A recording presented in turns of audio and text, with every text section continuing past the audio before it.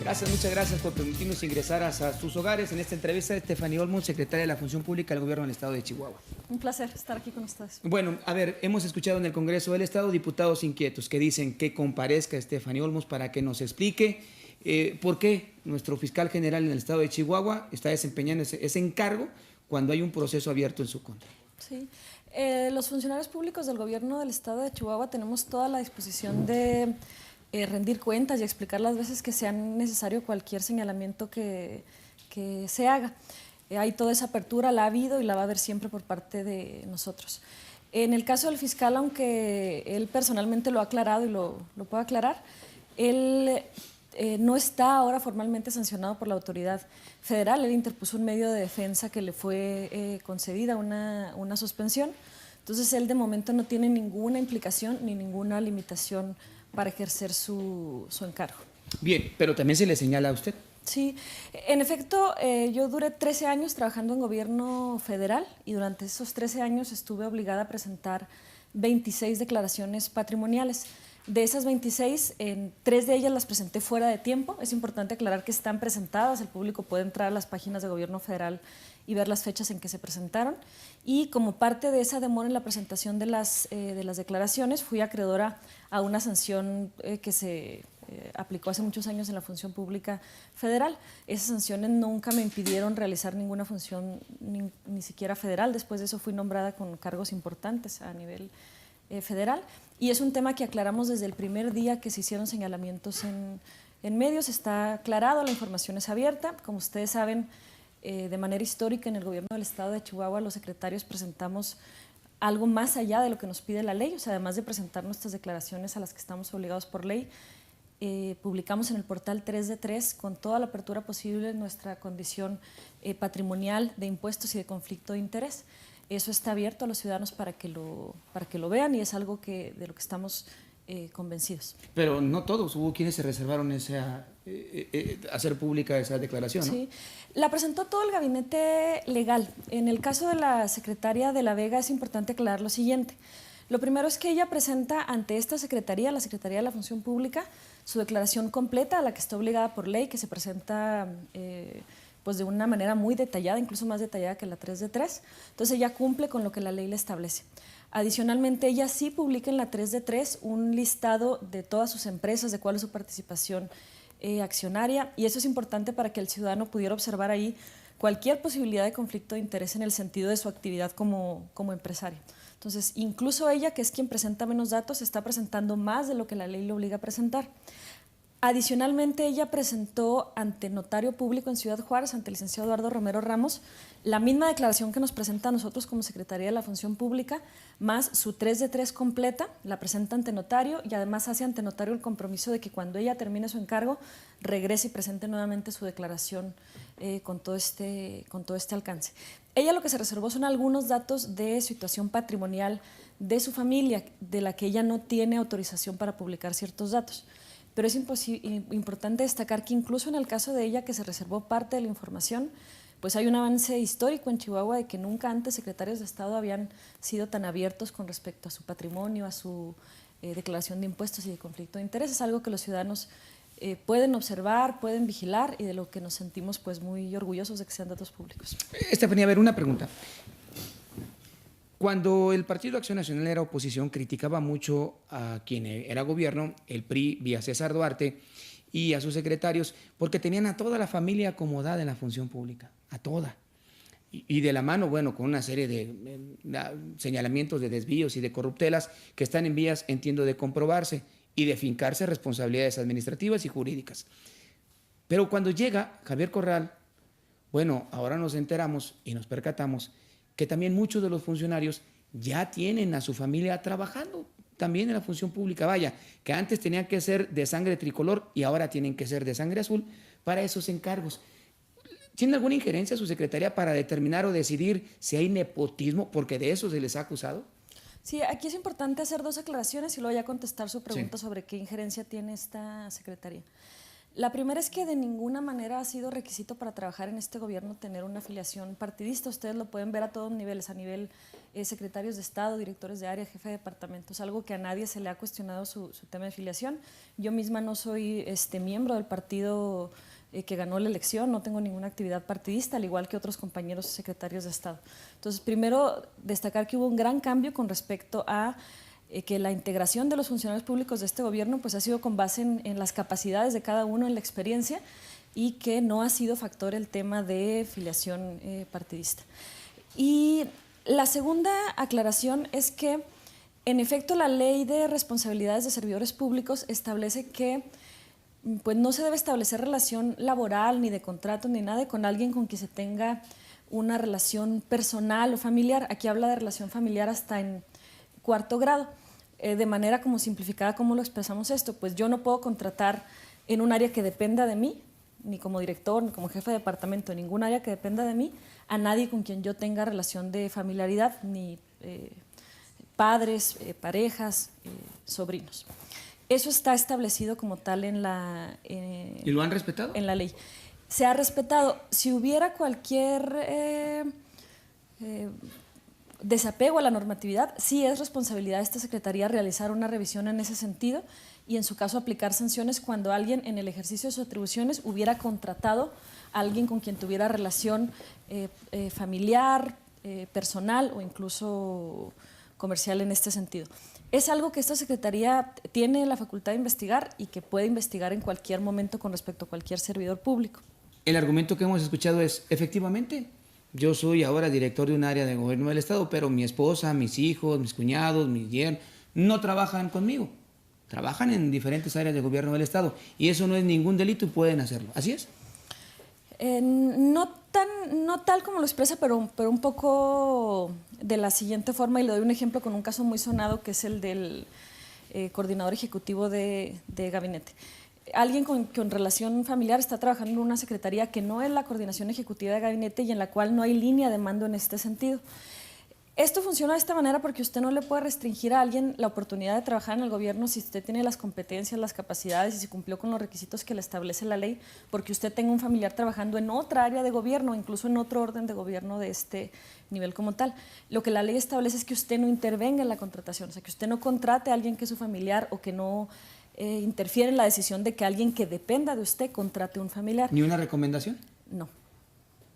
O sea, la ley lo que restringe es que usted no interfiera, no intervenga en contratación de alguien con quien usted tenga relación. Y usted me dice que los familiares de los funcionarios que actualmente ocupan algún puesto, para entenderle, son porque tienen el perfil adecuado y porque no los recomendaron sus familiares. Y porque no hay dependencia jerárquica directa de quien sea su familiar, de lo que ha sucedido hasta ahora. Bien, avancemos un poco. Sí. El tema de las carpetas de investigación abiertas en relación a presuntos desvíos o actos que se alejan del marco legal en la función pública de la pasada administración, ¿ahí cómo vamos? Miren, ahí explicar que desafortunadamente la corrupción no fue una excepción. A veces pensamos a lo mejor que fue una sola persona que se corrompió o que hubo algunas excepciones donde hubo corrupción. Desafortunadamente lo que sucedió en la administración pasada es que lo que operó fueron redes de corrupción en la que hay involucradas personas en más de una secretaría, en la que hubo pues asociación para cometer este tipo de actos de corrupción como tal. Si a eso le sumamos una complejidad de que como la corrupción fue de primer nivel, ustedes lo saben, el exgobernador, funcionarios de primer nivel, secretarios de Estado, directores de áreas, cuando el resto de los servidores públicos perciben esa corrupción de primer nivel, lo que pasa es que hay otros actos de corrupción menores, se empieza a hacer como un tema generalizado. Nosotros le llamamos que es una corrupción estructural o institucionalizada. ¿Qué significa esto? Que se veían como normales, que ciertos actos se veían como normales. Explico esto de contexto para que los ciudadanos sepan que no estamos investigando a una sola persona o a dos, sino que estamos investigando redes de corrupción y que eso tiene ciertas complejidades. Y que aunque sí hemos dado a conocer el número de expedientes, es importante aclarar que en cada uno de expedientes puede haber uno o más de un involucrado en los asuntos. Hay aquí dos tipos de investigaciones, una que se lleva a cabo por la vía penal, que la lleva la Fiscalía General del Estado, y las que llevamos nosotros, que tienen carácter administrativo. ¿Qué sanciones le aplican por carácter administrativo? Pues nosotros podemos sancionar a alguien justo con suspensiones, podemos inhabilitar a servidores públicos por haber incumplido leyes o por haberse beneficiado del servicio público.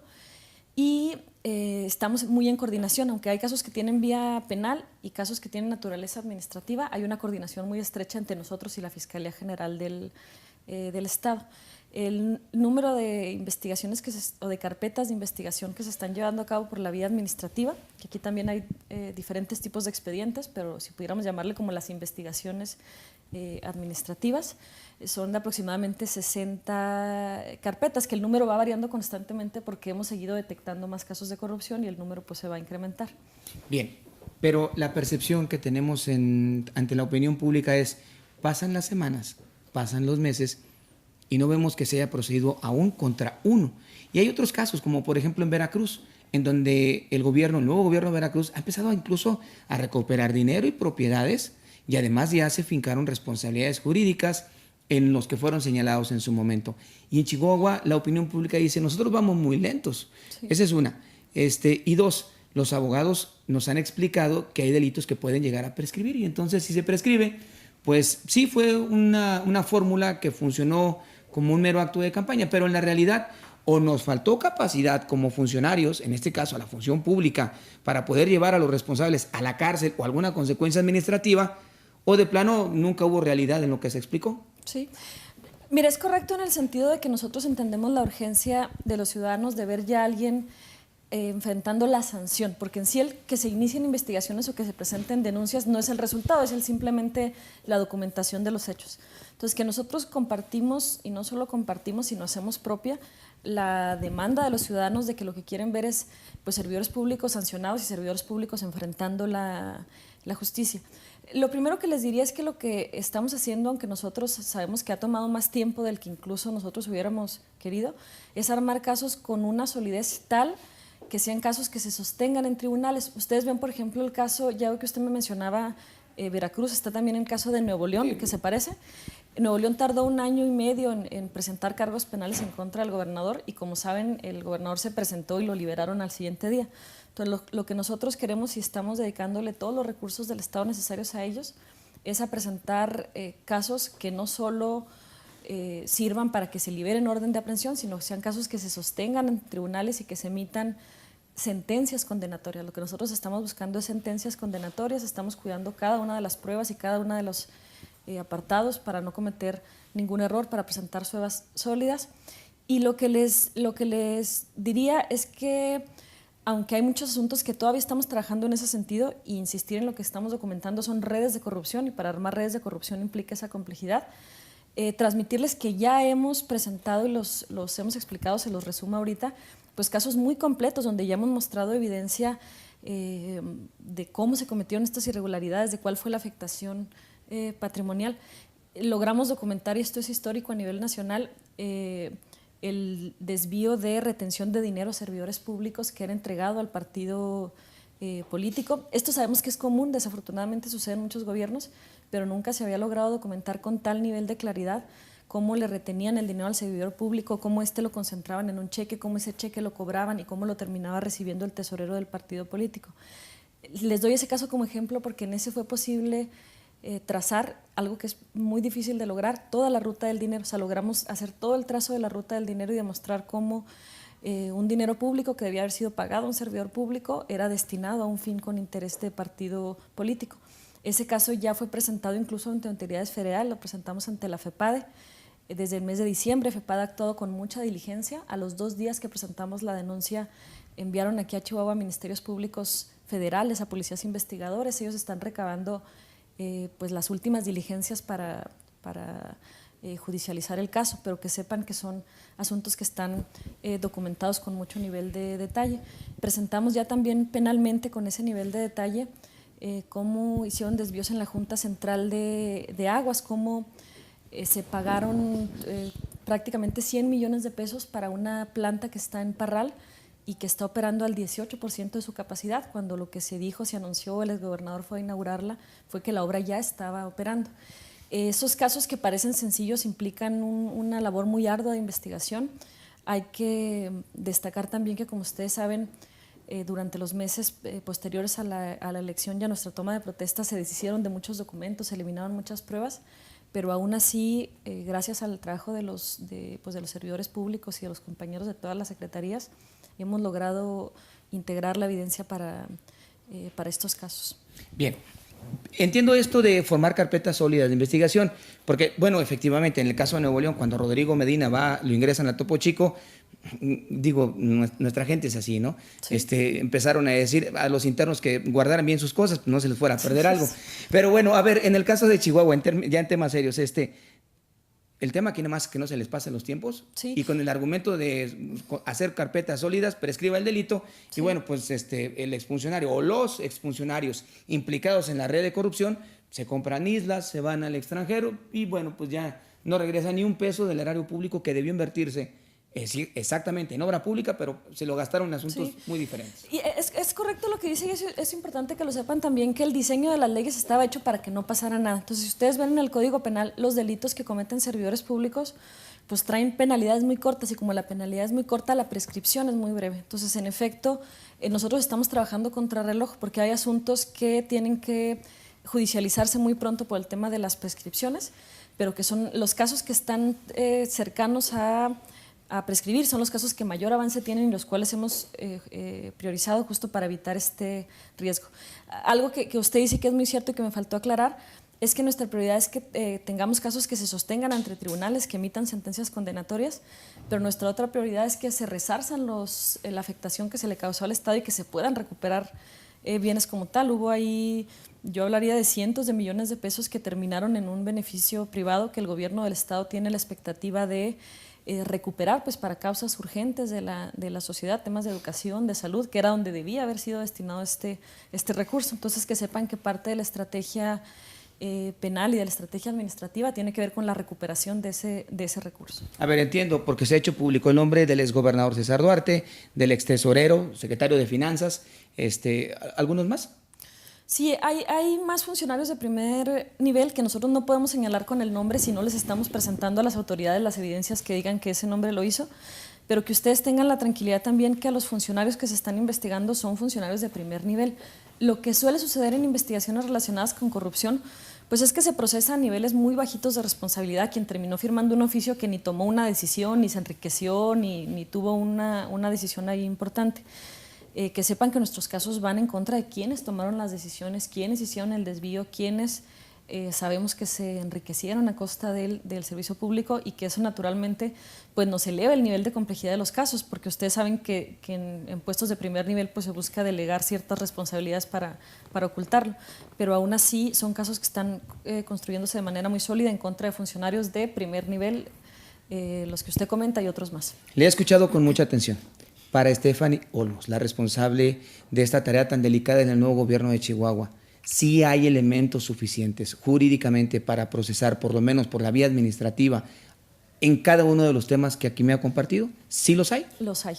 Si no lo pueden comprobar, si no se puede fincar una responsabilidad administrativa, si no logra esta secretaría regresar ese dinero a las arcas del erario público, ¿seguiría usted? Es correcto. Le agradezco su tiempo. Sí. Gracias y hasta la próxima. Gracias.